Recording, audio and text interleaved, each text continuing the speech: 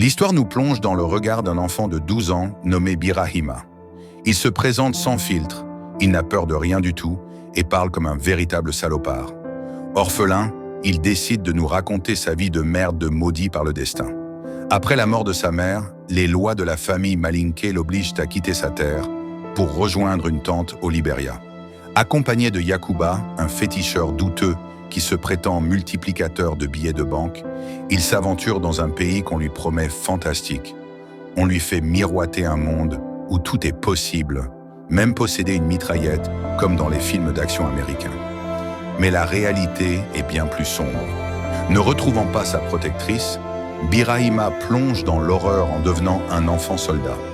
Il devient ce petit combattant sans reproche qui découvre avec une facilité glaçante le maniement des armes. Appuyer sur la détente suffit pour ôter la vie, un geste qui devient son quotidien au milieu du chaos. Les images de la guerre en est désormais ses nuits dès qu'il ferme les yeux. Entre les tirs, les explosions et les rituels mystiques, il survit dans un enfer de poussière et de sang. Birahima porte un regard cynique sur son existence, conscient que dans ce monde absurde, Allah n'est pas obligé d'être juste envers les hommes. Son récit, qu'il appelle son blabla, est une confession brute sur sa propre survie. Asseyez-vous et écoutez bien chaque détail de son parcours tumultueux, car il va tout vous livrer sur sa fucking life. C'est le portrait d'une innocence sacrifiée sur l'autel des conflits humains.